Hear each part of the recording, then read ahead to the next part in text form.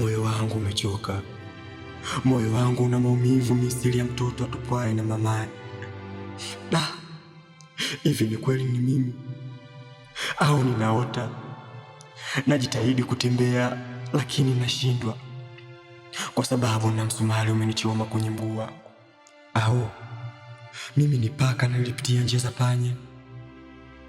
Kila nikifanyacho naona kufuli mbele yangu na nimepoteza fungu.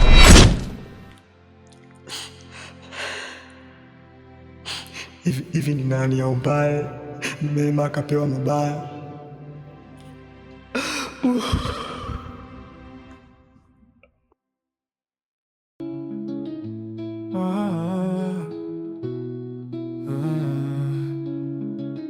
Mapenzi unaweza ukakonda na kapresha juu, ule muda unamwaza na yeye anamwaza mwingine.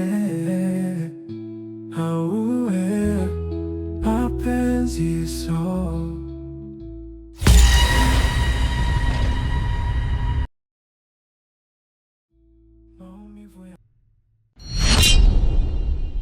ndugu yangu, una shida gani?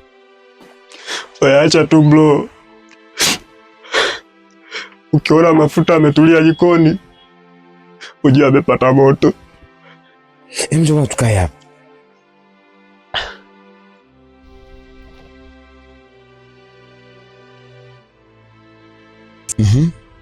Kitu gani ambacho kimekusibu? Nilimpa kila kitu, lakini na bado akanisaliti.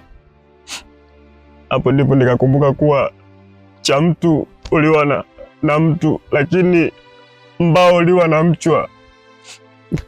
Haikutosha na sikukata tamaa, nikapenda boga na ua lake, nikashindwa kumwagilia, nikasinyaa. Na kama mapenzi hisia, mbona mimi nalia? Au mapenzi pesa, mbona bado nateseka? Pale nilimpa kila kitu. Pole sana. Siku zote barabara inayopita watu wengi ni nzuri kwa biashara. Mapenzi bwana, kuna muda unafurahi sana, ila kuna muda anaumiza. Hata mimi unavyoniona nilipenda pia na nilimpa kila kitu, ila mwisho wa siku nimeambulia kudondokea kuwa muuza mitumba. Kuna wakati nilihisi ni bora nifanye kazi zangu tu kufuatilia mapenzi. Mapenzi yanauma ndugu yangu.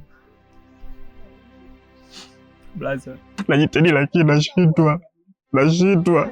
Nimetumia kila kitu, pesa zangu, kila kitu mpaka sasa hivi unavyoniona.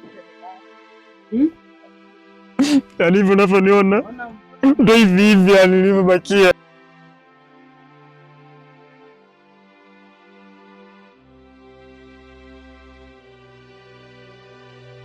Sasa mapenzi yanauma. Basi ndugu yangu, mimi mwenyewe ni muhanga kama wewe nilivyosema. Hebu amka twende nyumbani, alafu tukiunganisha matukio yako na ya kwangu tutapata kitu kizuri sana kuhusu mapenzi. Hebu twende nyumbani. Asante. Auwe mapenzi so, auwe mapenzi so, maumivu ya mapenzi yanatesaka. Kama imani basi umepoteza, jangwani nipotelee.